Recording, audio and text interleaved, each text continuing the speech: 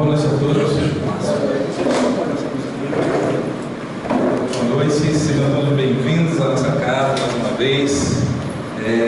Agradecer a casa por ter me convidado também a mais essa exposição. E um tema bem propício, né? É que a gente está falando de doutrina espírita. E eu queria fazer uma pergunta para vocês. Quem tem medo de espírito aqui? Seja sincero. Levanta a mão para mim, quem tem medo de espírito? Ninguém? Vocês não estão sendo sinceros. A maioria dos espíritos tem medo de espírito. Que bom que vocês não têm, vocês estão no nível acima, né? Que a maioria tem medo de espírito, né?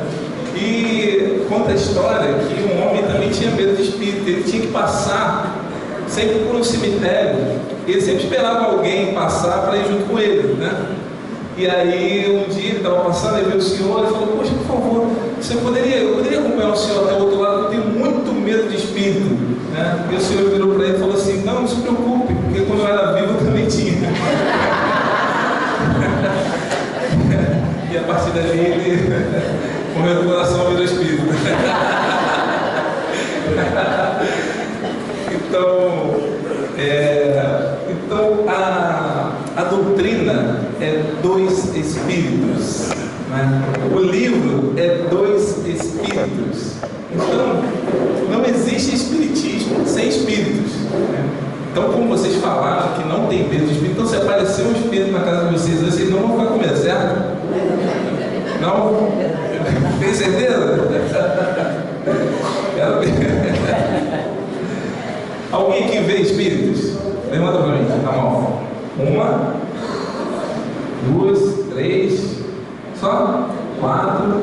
Bastante gente. Então vocês acreditam, né? Vocês veem? E aqueles que não veem, acreditam? Que existem? Vocês acreditam?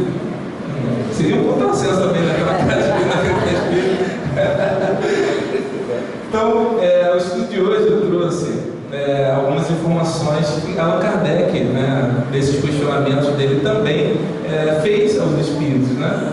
Porque ele também não acreditava em nada de espírito, como ele, na verdade, ele nem era Allan Kardec na época, ele era o professor Hippolyte Léon Denisard de Rivaio, era um francês, e um amigo dele apresentou para ele, falou que estava acontecendo vários fenômenos, né? De umas mesas que giravam, que batiam, e ele falou: olha, para mim mesa não bate, mesa não fala, né? Ela não tem nervo para sentir, nem cérebro para pensar. Então, se alguém conseguir me provar isso, eu vou acreditar. E um dia ele foi numa dessas sessões e viu a mesa balançando, batendo, respondendo perguntas, e falou: olha, como ela não tem, né, sentidos, alguma coisa está produzindo esses fenômenos, né? E aí ele começou a pesquisar sobre esses fenômenos, e as respostas, né, que essa tal mesa dava, era sempre quem estava produzindo aqueles fenômenos ali eram espíritos, pessoas que já tinham vivido na Terra, e que elas já não tinham mais esse corpo, né, denso que a gente tem, e que elas estavam num outro plano, né, num outro lugar, mas continuavam também convivendo conosco, né? Então essas cadeiras vazias estão cheias de espíritos. Não fiquem, como vocês falavam, não tem medo, então se vocês verem, né, a partir de hoje virem algum, né, não fiquem tranquilos. Então, as perguntas frequentes, né? Os espíritos realmente existem? Realmente, porque a gente ainda tem aquela coisa do São Tomé, nós só acreditam vendo. Muitos só acreditam vendo, né? Apesar de vários fatos, várias pessoas, várias psicografias, né, mostrarem para a gente os fatos, muitos só acreditam vendo, né? Mas a gente aqui não, a gente já acredita, né, que eles realmente existem. Como eles são, esses espíritos? A gente vai ver um pouquinho hoje. Existem provas realmente reais da existência dos espíritos? O que acontece quando esses espíritos, né, quando desencarnam, quando nós desencarnamos? Para onde vão? Quem encontram? O que faz? Isso aqui vai ser uma pincelada, na verdade, isso tudo está no livro que é o Espiritismo, né, que é uma introdução ao estudo da doutrina espírita, e também está no livro dos Espíritos. O livro dos Espíritos, para quem não teve a oportunidade de manusear, né, é um livro que Kardec fez várias perguntas aos espíritos, E eles responderam, lá tem somente 1019 perguntas e respostas. É muito interessante que a doutrina espírita, ela nos dá, né, resposta para várias coisas que a gente precisa saber, né? Principalmente aquelas questões de onde eu vim, de onde eu vim, para onde eu vou, né? Então tem a parte filosófica que a gente vai ver, tem a parte científica. Então, vamos dar uma pincelada aqui hoje, porque eu precisaria aqui ter pelo menos um dia inteiro para falar tudo que precisa ser falado, né? Então, por que temos tanto medo dos espíritos, né? Muitos têm medo porque geralmente os espíritos têm a aparecer à noite, né? Você está em casa sozinho, você tem aquele mundo passar. Muitos acabam tendo aquele susto, né, de ver o espírito, mas muitos também aparecem durante o dia, e a gente às vezes nem percebe. Conta de Valdo Franco, né, um palestrante espírita, que ele trabalhava numa repartição pública, e aí ele chegou um senhor para ele atender, ele atendeu, e aí o rapaz que trabalhava com ele falou assim: mas Valdo, o que você está falando ali? Ele falou: não, o senhor veio pedir informação aqui, não tinha ninguém aqui, você está falando sozinho. Então ele não sabia distinguir entre encarnado e desencarnado. Então toda vez que chegava alguém no balcão, ele perguntava para o amigo: tem alguém ali? Ele falou: não, pode ir, pode atender. Então, existem várias formas, né? vários tipos de mediunidade. Então tem aquelas pessoas que vêm que são vulgo, tem aquelas pessoas que vêm nitidamente, tem aquelas pessoas que nem conseguem distinguir encarnados e desencarnados, né? E aí, provas no Velho Testamento da existência dos espíritos. Ó, primeiro fato: um anjo do Senhor fala por intermédio de uma jumenta. Se um anjo do Senhor fala por intermédio de uma jumenta, né, ele não está encarnado, então teoricamente existem espíritos, né? Está lá em Números, no livro de Moisés, capítulo 21 a 31. Segundo fato: Saul consulta uma pitonisa, que pitonisa eram os médios da época, né? Em Endor, e fala com Samuel. Então, provando mais uma vez, e vários outros fatos, né? Se eu viesse trazer aqui, seriam muitos. E aí no Novo Testamento, né? Primeiro fato: a aparição do anjo a Zacarias. Zacarias era o pai de João Batista, né? O anjo aparece para Zacarias dizendo que ele vai ter um filho, e a mulher dele era estéril na época. Então, e o anjo aparece para ele. E o anjo aparece para Maria também, né, falando que ela vai conceder um novo rei. Então, apareceu-lhe um anjo do Senhor em pé à direita do altar do incenso. Está lá no Novo Testamento. E em segundo fato: o anjo e os pastores. Eis que um anjo do Senhor lhes apareceu, e a claridade refugiu ao redor deles, e tiveram grande temor. E o anjo disse-lhes: não temais, eis que vos anuncio uma grande alegria, que o será para todo o povo. Hoje nasceu na cidade de Davi o Salvador, que é o Cristo Senhor. Então, alguns fatos aí do Novo Testamento. Terceiro fato: a transfiguração de Jesus no Tabor. Tomou consigo a Pedro, João e Tiago, e subiu ao monte a orar. E estando ele orando, transfigurou-se a aparência do seu rosto, e a sua roupa ficou branca e muito resplandecente.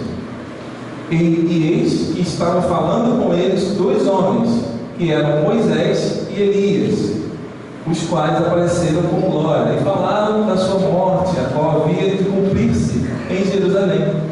E Pedro e os que estavam com ele estavam carregados de sono, e quando despertaram, viram a sua glória e aqueles dois homens que estavam com ele. E aconteceu que, quando aqueles se apartaram dele, disse Pedro a Jesus: Mestre, é bom que nós estejamos aqui e façamos 3 tendas, uma para ti, uma para Moisés e uma para Elias. E dizendo ele isso, veio uma nuvem que os cobriu com sua sombra.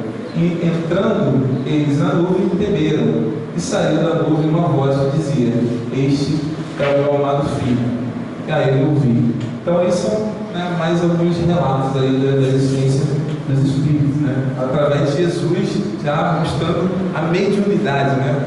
Jesus dando a passividade que a gente fala hoje, né? Dando passividade a Moisés e a Elias, e a tinha desencarnado.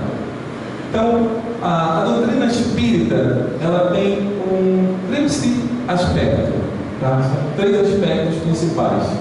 O filosófico, né, que estuda a ideia de Deus, do universo e do mundo, e do modo do espírito, de modo a produzir no homem uma consciência mais elevada do seu eu. E aí, o livro na doutrina espírita que fala desse aspecto filosófico, que a gente sabe, é o livro dos espíritos, né?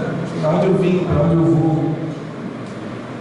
O científico que procura comprovar os fatos espíritas, e aí tem o livro dos médiuns, tem a Gênese, né? E tem o religioso que encerra a moral cristã do Evangelho de Jesus. E aí eu tenho o Evangelho segundo o Espiritismo, que mostra o aspecto religioso. O aspecto científico.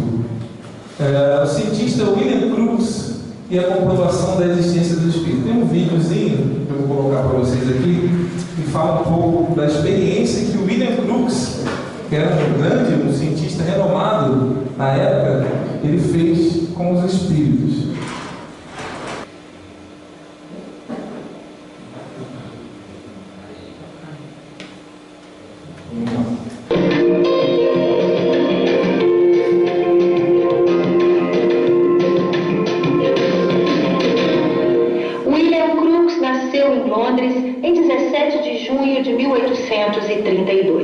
Foi considerado um dos maiores químicos da Inglaterra, com uma trajetória brilhante no campo científico. Em 1855, assumiu a cadeira de Química da Universidade de Chester. Após persistentes estudos em torno do espectro solar, construiu um radiômetro em 1874. No ano seguinte, descobriu um novo tratamento para o ouro. A Rainha Vitória da Inglaterra nomeou-o com o mais alto título daquele país, Cavaleiro. Com a fibra de investigador, William Crookes passou a pesquisar os fenômenos mediúnicos, a princípio para desmascarar as fraudes que ele acreditava existir na prática da mediunidade. As mais notáveis experiências mediúnicas foram realizadas através da médium Florence Cook, quando obteve as materializações do espírito que davam o nome de Kate King. Este fato abalou o mundo científico da época. No dia 22 de abril de 1872, aconteceu pela primeira vez a materialização do espírito Kate King, estando presente na sessão a mãe, alguns irmãos da médium e sua criada. Após várias sessões nas quais o espírito Kate King se manifestava com incrível regularidade, a senhorita Florence afirmou a William Crookes que estava decidida a submeter-se a todo o gênero de investigações. Na sua obra Fatos Espíritas, William Crookes faz um relato detalhado de todas as experiências de materialização realizadas com o espírito Kate King. Essas experiências não deixam dúvida quanto ao poder extraordinário do espírito de assumir uma forma utilizando-se da matéria física. William Crookes penetrou o campo das investigações com o intuito de desmascarar e encontrar fraudes. Entretanto, quando constatou que os casos eram verídicos, ele rendeu-se à evidência, curvou-se diante da verdade, tornou-se espírita convicto e afirmou: "Não digo que isto é possível, digo que isto é real."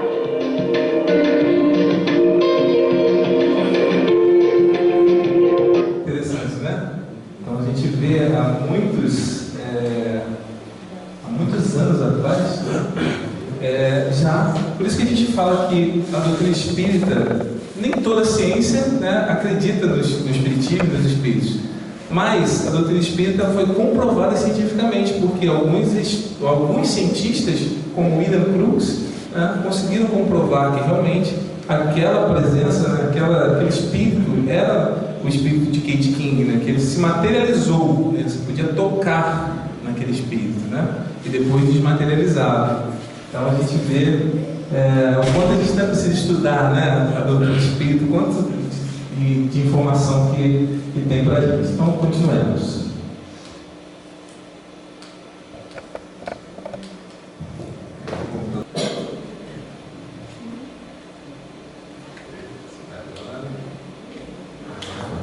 Então, definição de espiritismo, então, vamos lá. O espiritismo é uma ciência que trata da natureza, da origem, da destinação dos espíritos e das suas relações com o mundo corporal. Então, tudo relacionado à doutrina espírita vem dos espíritos, né? É a doutrina dos espíritos, como eu já falei. Na verdade, Kardec não inventou nada, ele simplesmente codificou, né, essa doutrina trazida pelos espíritos, né? Então, no livro dos Espíritos, lá, capítulo 2, os elementos gerais do universo, pergunta 23, Kardec pergunta, na verdade pergunta, o que é espírito? Está lá, princípio inteligente do universo. Então está lá, para quem quiser depois pesquisar no livro dos Espíritos, pergunta 23, e lá ele fala, né, do espírito matéria, de onde veio, tudo aquilo que envolve, né, cientificamente lá os espíritos. E aí, o objeto hoje do nosso estudo é o livro que é o Espiritismo. Alguém já leu o que é o Espiritismo? Quem já leu? Levanta a mão. Bastante gente, né? Então, eu não vou falar nada novo para vocês, né? Mas como a gente precisa repetir sempre para a gente poder aprender melhor, né? Então vai ser bom. Então tá lá, capítulo 2 Espíritos, Kardec diz lá: os espíritos não são, como frequentemente se imagina, seres à parte da criação. Não é nada sobrenatural. São almas daqueles que viveram sobre a terra ou em outros mundos, despojados do seu envoltório corporal, que é esse envoltório, né, esse corpo de carne aqui. Eles não têm mais esse corpo, né? Geralmente faz-se uma ideia muito falsa do estado dos espíritos.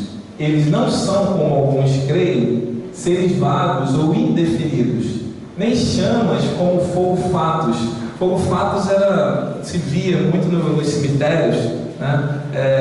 Aqueles fogos, né, saindo, e achavam que aquilo ali eram espíritos, mas na verdade nada mais era que o corpo em decomposição, solta alguns gases, e em contato com a atmosfera acabava saindo fogo, e achavam que aquilo ali era um espírito, né? Então, se estiver no cemitério fogo, não precisa sair correndo. Então, nem fantasma como nos contos de almas do outro mundo.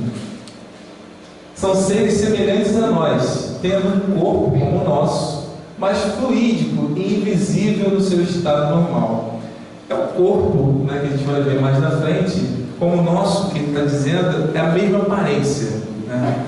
Quando o espírito não está mais encarnado, né, que Kardec nos fala que o espírito encarnado é chamado de alma, né? A alma é o espírito encarnado. Então, quando ele não é mais uma alma, né, que ele é o espírito, né, ele tem a mesma aparência que ele teve na última encarnação.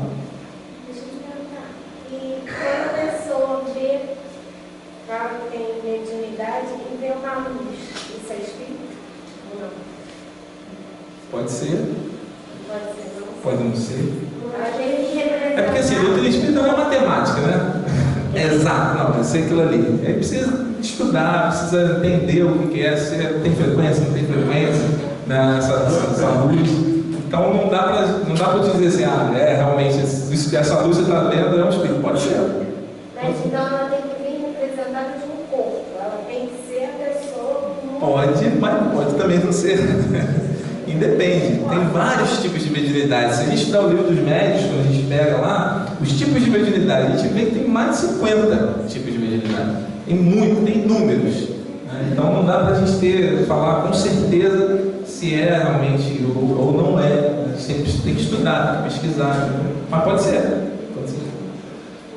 Então o corpo, né? Nosso corpo é mais fluídico, invisível em seu estado normal. Então, para a maioria, né, para aqueles que não têm mediunidade, esse corpo espiritual ele é invisível. Né? Só para aqueles que têm a mediunidade que conseguem ver. Então, quando você está vendo, quem tem a mediunidade consegue ver esse corpo espiritual, esses espíritos, você está vendo, na verdade, uma coisa que a gente vai falar mais para frente. Tem um nome bem legal. Quando a alma está unida ao corpo, durante a vida, ela tem um duplo envoltório. Um pesado, grosseiro, destrutível, que é o nosso corpo, né? Que é esse corpo aqui. E o outro é fluídico, leve, indestrutível, chamado perispírito. Né? Então, esse perispírito, quando o médium vê, na verdade, fala que está vendo o espírito, na verdade está vendo o perispírito. Tá? Então, esse segundo corpo, né? Esse é um elo de ligação que a gente vai ver um pouco mais na frente o que é esse perispírito. Após no homem 3 coisas essenciais. Primeiro, a alma ou espírito, princípio inteligente que abriga o pensamento, a vontade e o senso moral. Tá? Alma encarnada, né, quando está encarnada, espírito quando está desencarnado. Esse é o primeiro. Segundo, o corpo, que é esse envoltório nosso, né, material, que coloca o espírito em relação com o mundo exterior. Ou seja, tem o mundo espiritual, para a gente fazer parte desse mundo de carne nossa aqui, precisa desse corpo nosso. É igual se a gente for... a gente tem mundos dentro de mundos. Se a gente for mergulhar, por exemplo, a gente precisa de uma roupa especial para ir em determinada profundidade. Né? E o terceiro é o perispírito. Envoltório fluídico, leve, imponderado, servindo de liame e de intermediário entre o espírito e o corpo. Então ele é o meio ali, né? Ele faz a ligação entre o espírito e o corpo, tá? Então é espírito, perispírito e corpo. E aí, quando a gente vai estudando a doutrina espírita, né, a gente vê que tem entre esses aí, o perispírito, o corpo, tem vários outros, né? Tem dupletério, tem um monte de outras coisas que aí é só a gente estudando a doutrina espírita mesmo para a gente poder entender melhor. Mas basicamente é isso: espírito, perispírito e corpo. Quando a gente desencarna, não tem mais esse corpo, fica o perispírito e o corpo. Ok? Opa, desculpa. Perispírito e o espírito, né? Está aqui, ó. O espírito é como se fosse essa luz aqui, tá vendo? E aí o perispírito, que tem uma forma, tá vendo? O perispírito, na verdade, dá forma ao espírito. E aqui é o corpo. Então, quando desencarna, isso aqui volta para a terra, ou é cremado, né? Muita gente crema, e aí fica o perispírito e o espírito. Então, conforme a gente vai evoluindo, cada vez mais essa ligação entre o perispírito e o espírito fica mais leve, mais sutil. Cada mundo que a gente vai encarnando, né, que a gente vai evoluindo, fica bem mais sutil. Tá? E aí, uma representação que a gente sempre faz no doutrina espírita é do abacate, né? Como sendo aqui o espírito, né, o caroço, o perispírito, o sumo, né, do abacate, e o corpo físico, essa caixa dura. Aqui, né? Uma ilustração bem fácil para a gente entender. Quando o envoltório exterior está gasto e não pode mais funcionar, ele sucumbe e o espírito dele se despoja, como uma árvore se despoja de sua casca e a serpente de sua pele. Em uma palavra, como se tira uma veste velha e emprestável, é o que se chama morte. Então, quando não serve mais, né, no processo natural, né, no envelhecimento, vai apagando, vai perdendo a vitalidade, ao desencarne, né, no processo natural. E aí fica só com o perispírito e o espírito, o corpo. A única diferença é essa. Né? Continua sendo a mesma pessoa, não muda. A morte não é senão a destruição do envoltório material. A alma abandona esse envoltório como a borboleta deixa sua crisália. Contudo, ela conserva seu corpo fluídico ou perispírito, né? Reforçando a explicação que eu falei. A união da alma, do perispírito e do corpo material constitui o homem. A alma e o perispírito separados do corpo constituem o ser chamado espírito. Passando rápido, porque tem muito mais explicações para a gente dar, mas reforçando aquilo que eu já falei, né? A alma é sim um ser simples, o espírito um ser duplo, né? Espírito e perispírito, e o homem um ser triplo. Corpo físico, corpo perispiritual, né? Perispírito, e aqui o espírito. Então, nós somos um ser, nós estamos, né, não somos, nós estamos seres triplos. Quando nós desencarnarmos, nós seremos seres duplos. Okay? Os espíritos revestidos de corpos materiais constituem a humanidade e o mundo corporal visível, né? O que a gente está vendo aqui normalmente. Despojados desses corpos, desse corpo físico, eles constituem o mundo espiritual ou o mundo invisível, que povoa o espaço no meio do qual vivemos, sem disso suspeitar, como vivemos no meio do mundo dos infinitamente pequenos, que não supunhamos antes da invenção do microscópio. Então eles estão o tempo todo convivendo conosco, né? Quem tem mediunidade, quem consegue ver, como alguns aqui, sabem disso, né? Mas acreditem, né? Como vocês já falaram, acreditam, eles estão o tempo todo nos intuindo, né? Tanto positivamente quanto negativamente, dependendo da nossa vibração, né? Então, inclusive Kardec coloca isso no Livro dos Espíritos. Ele pergunta até que ponto os espíritos podem influenciar em nossa vida. E aí Kardec, os espíritos respondem: mais do que podeis imaginar, de certo ponto que eles que vos dirigem. Quem está dirigindo a gente? Bons espíritos ou maus espíritos? Depende da nossa vibração, né? Deixa eu te perguntar uma coisa. Então, tem assim, quando a pessoa desencarna, ela pode ir para outra pessoa? O espírito dela? Pode encarnar em outra pessoa? Não, isso não acontece, né? Não. Indivíduo, né? Uma vez criado o espírito, ele vai ser um indivíduo até para sempre, infinitamente um indivíduo. Não passa a ser outra pessoa ou alguém, ou não volta para Deus, como algumas religiões dizem, né? Acreditam. Só encarnará e outra criança gerada. Oi? Exatamente. Mas é o mesmo espírito. Aí ele reencarna em outro corpo, numa outra época, e sim, mas é o mesmo espírito, não é uma outra pessoa, né? É o mesmo, só está num corpo diferente. Os espíritos têm todas as percepções que tinham sobre a Terra, mas em um mais alto grau, porque suas faculdades não estão mais amortecidas pela matéria. Então, se eu tenho uma aptidão, uma percepção, né? Vamos falar da questão dos vícios, né? Daqueles espíritos que têm algum tipo de vício e eles desencarnam, como eles não têm mais a matéria, tende isso a intensificar, tá? Então, os viciados, por exemplo, eles tendem a ficar procurando pessoas que também tenham esse tipo de vício para poder sugar os componentes energéticos até que ele entenda que ele não precisa mais daquilo, né? Que ele não está mais encarnado. Então, é interessante. Eles têm sensações que lhes são desconhecidas. Eles têm sensações que nos são desconhecidas, veem e ouvem coisas que nossos sentidos limitados não nos permitem nem ver nem ouvir. Então tem tudo mais aguçado.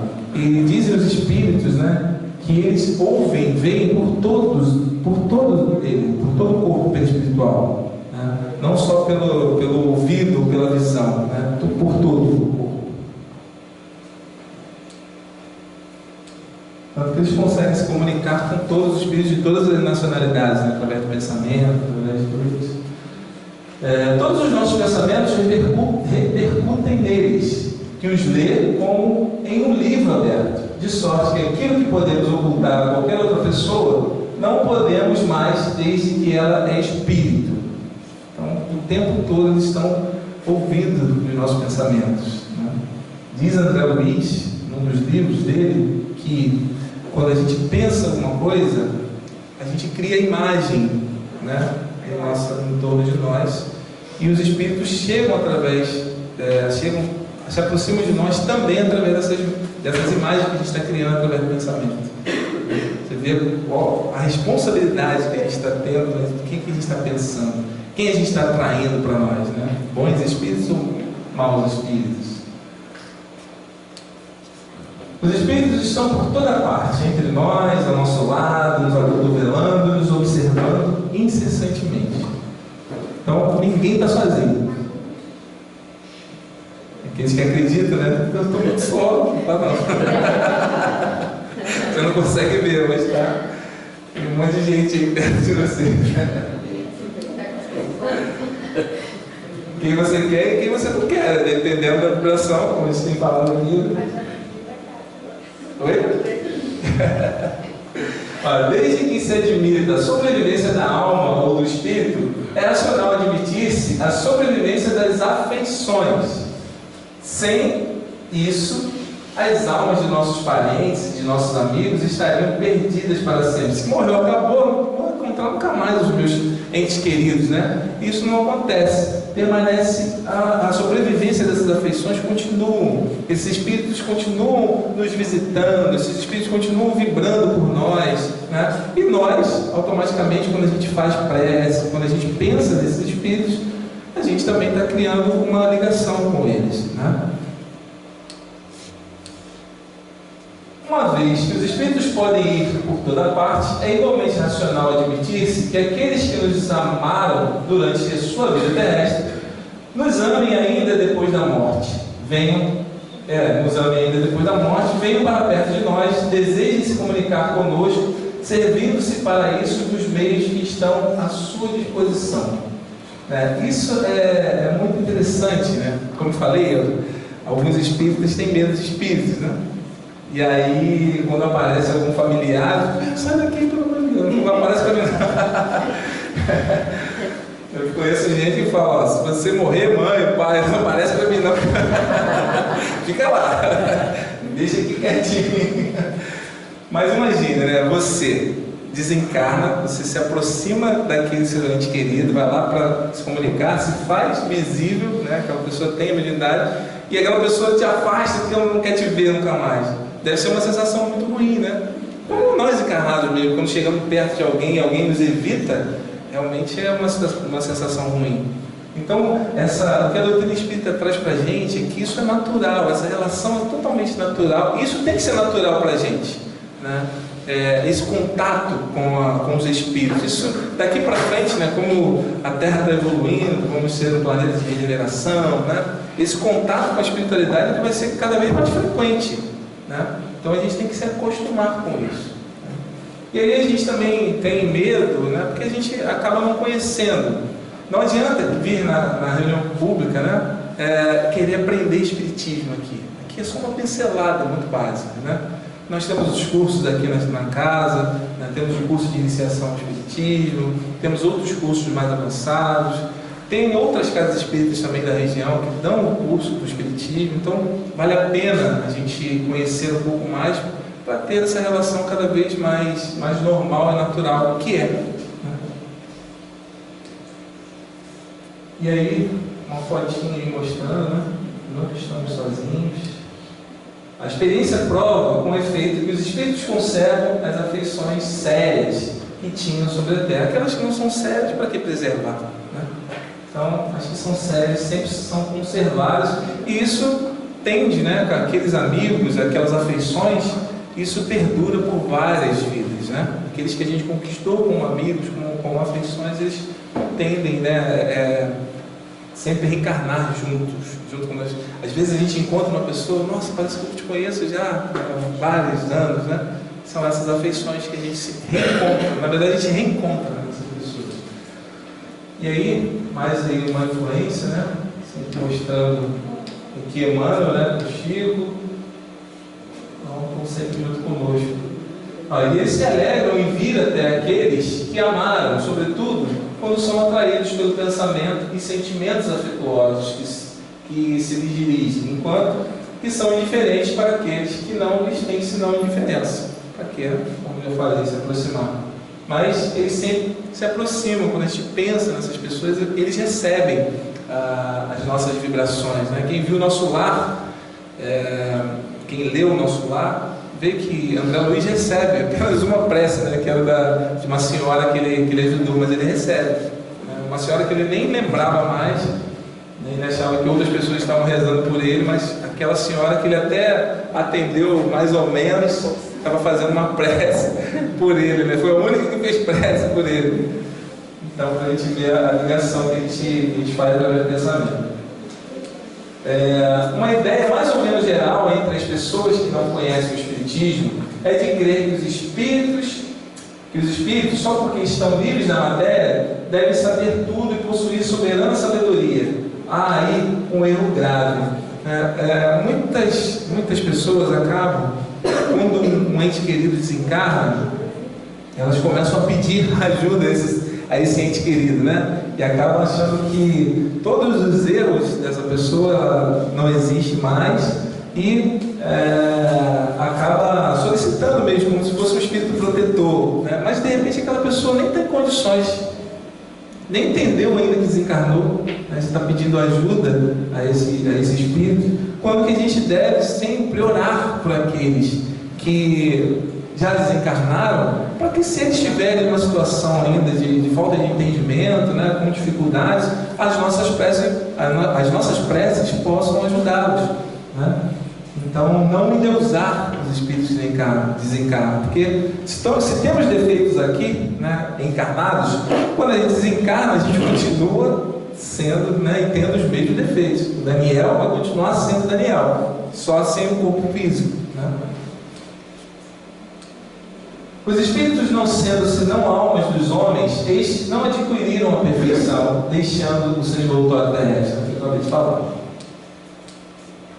O progresso do espírito não se realiza senão com o tempo, e não é senão sucessivamente que ele se despoja de suas imperfeições e adquire os conhecimentos que lhe faltam. Então, é gradativo, é reencarnando, é repetindo as lições, e a dinâmica de Deus é a repetição mesmo. Ele vai fazer nós repetirmos sempre, até quando ele perceber que a gente já não tem mais aquele defeito, vamos dizer assim, né? Que a gente já conhece aquilo. Porque todos nós temos um defeitozinho, que é aquele nosso calcanhar de Aquiles, né? Um é mais egoísta, um é mais intolerante, um é mais nervoso. E aí, o que Deus faz? Você pede para Deus assim: Deus, por favor, me dê paciência para lidar com meu marido, com a minha esposa. E aí, o que Deus faz? Né? Ele vai te dar um monte disso. Ele não vai fazer assim: ó, toma paciência, toma tolerância. Ele vai te colocar várias situações onde você vai treinar e testar essa tua paciência. Porque só assim que ele vai te fazer progredir. Então as situações sempre vão ser criadas, né, naquela sua dificuldade, que Deus quer que você progrida. Então ele vai fazer, se o teu defeito, né, se é a impaciência, ele vai colocar um monte de situações ali para treinar, até um dia você conseguir. Né? Então, estão rindo? É verdade. É verdade. Então Deus coloca na nossa vida um monte de coaching, né? Agora está na moda o termo coaching, né? Um monte de treinadores na nossa casa, principalmente na nossa casa, né? Para treinar as nossas dificuldades, por isso que a gente está junto, né? Como há homens de todos os graus de saber e de ignorância, de bondade e de maldade, ocorre o mesmo com os espíritos, né? Se uma pessoa é má em vida, ela vai ser má quando desencarnar. Se ela é boa em vida, ela vai, quando desencarnar, continuar sendo boa. Aí os espíritos que são maus, um dia eles vão ser bons? Todos serão bons. Todos chegarão a espíritos puros. Diferentes ordens, falando aí da ordem de espíritos, né? Diferentes ordens de espíritos, isso está lá no livro dos espíritos, né? Tem várias categorias de espírito. Aí Kardec vai categorizando cada tipo de espírito pelos seus comportamentos, pelas comunicações que ele foi recebendo. E aí a terceira ordem são os espíritos imperfeitos, que todos nós já passamos, né, nessa fase. Nós não somos mais espíritos imperfeitos, é para outras pessoas, né?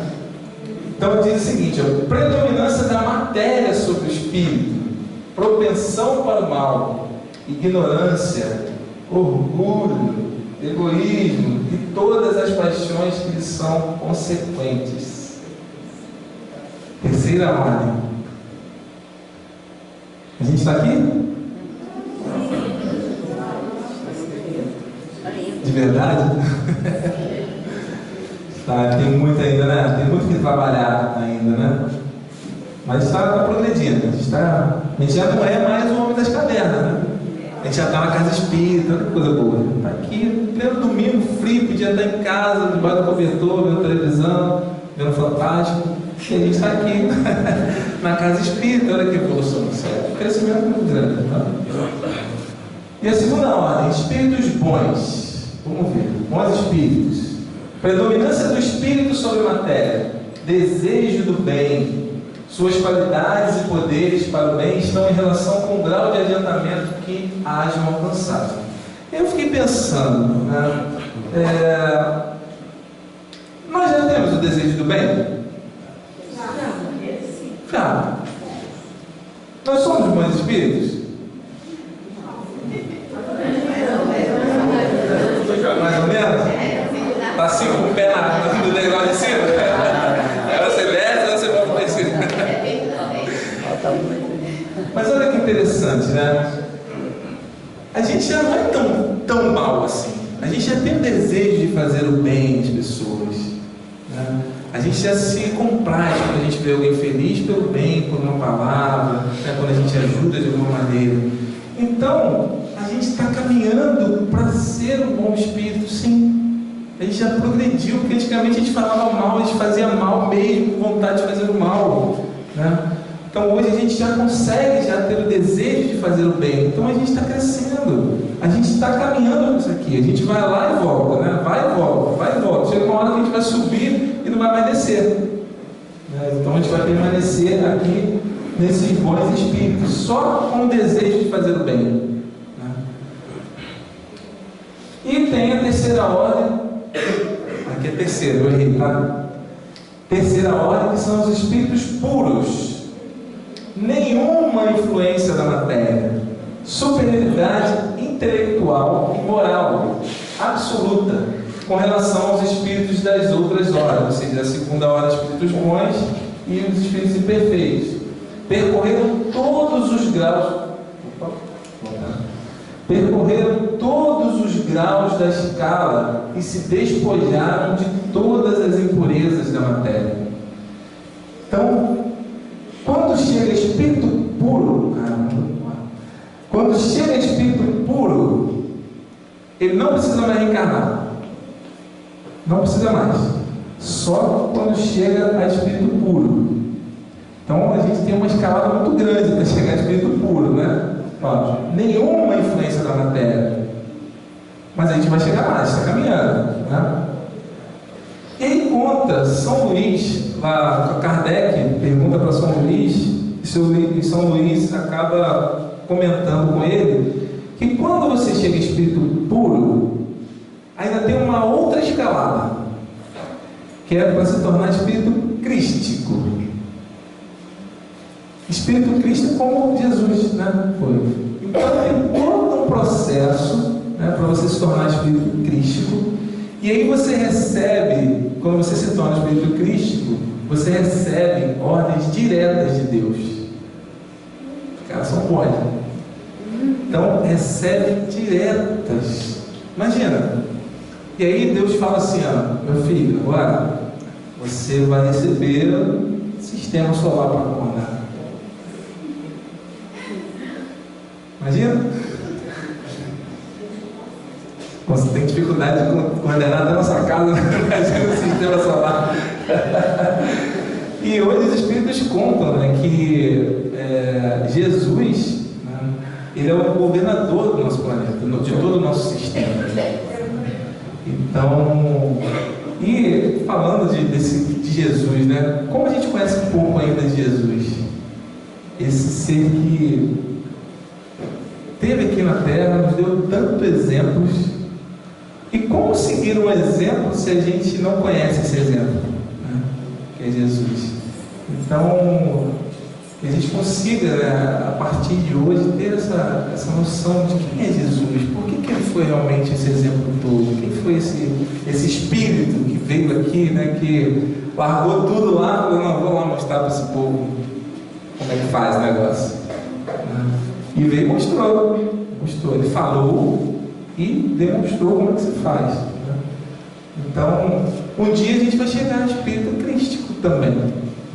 Mas vamos com calma, a gente está lá no degrau, espírito perfeito, espírito bom, né? Então vamos devagarinho. E como é que a gente faz para se tornar um espírito puro, para se tornar um bom espírito, né? É fazer aquilo que a gente gente já sabe praticar o bem. A gente já sabe que a gente tem que fazer isso. Só que, devido ao nosso orgulho, ao nosso egoísmo, aquelas dificuldades que a gente tem, que a gente já traz já de várias eras, e que hoje a gente está tendo uma oportunidade de ouro nas mãos. Porque imaginem vocês que hoje está muito mais difícil reencarnar do que há anos atrás. Porque a minha avó, por exemplo, ela teve 13 filhos. E hoje as mulheres estão querendo ter poucos filhos, né? Até por uma crise, né? Uma série de dificuldades. Então, o nível, né? O volume de reencarne, de espíritos nascendo, apesar da gente ver os números aí, mas estão muito menor do que há tempos atrás. Então, para reencarnar de novo, a gente vai ter uma dificuldade muito grande. E mais, a oportunidade de ouro é assim: a Terra está se transformando num planeta de regeneração, certo? Então, quando a gente desencarnar e tiver uma outra oportunidade de reencarnar, provavelmente a Terra já vai ser um planeta de regeneração. E quem disse que nós vamos ser espíritos regenerados?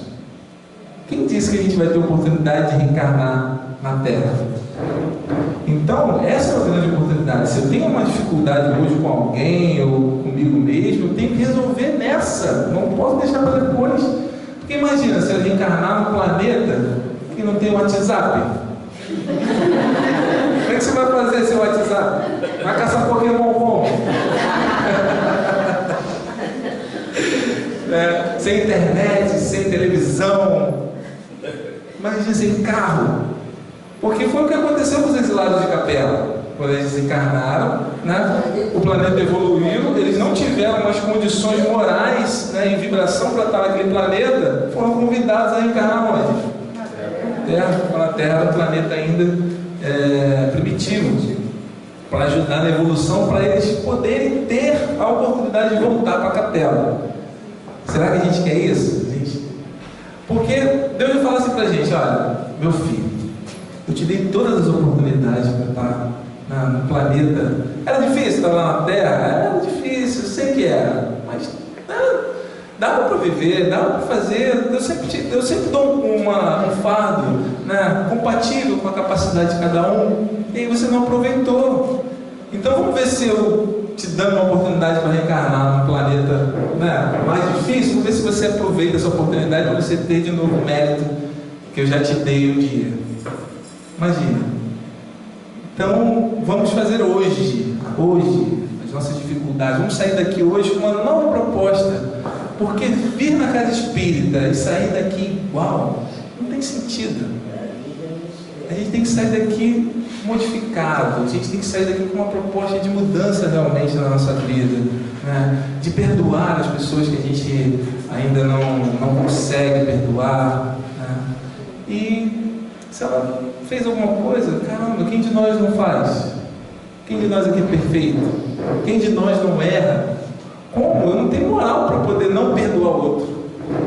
Se eu parar assim, racionalmente, eu não tenho moral para não perdoar o outro. E não dá para viver na Terra sem perdoar e sem ter que pedir perdão. Não dá. Não somos espíritos perfeitos, a menos que tenha algum anjo aqui, que eu não, né? Mas ainda não estamos nessa condição. Então, a gente aprendeu aqui hoje sobre espíritos, né? Várias informações. Vamos continuar, vamos tentar nos modificar, porque os espíritos sempre falam para nós que nós tenhamos a reforma íntima, né? Conhece-te a ti mesmo. Se a gente faz isso, se a gente se preocupar, na verdade, com aquilo que a gente tem que modificar, a gente não vai olhar para o outro, a gente não vai ter tempo para olhar para o outro tem que modificar. Não vai, né? Porque são muitas coisas ainda, né? Então, conclusão: o espírito é o princípio inteligente do universo, e o espiritismo veio desmistificar e mostrar que sua existência é um fato incontestável, se utilizarmos a razão para compreender e enxergar. É incontestável, tá? Então aí está a bibliografia, peguei lá o que é o espiritismo, de Allan Kardec, o livro dos espíritos, e agradeço demais essa nossa conversa, né? Foi uma palestra, uma exposição de um pouquinho que eu tenho estudado sobre a doutrina espírita, né? E Que os bons espíritos nos guiem. Que assim seja.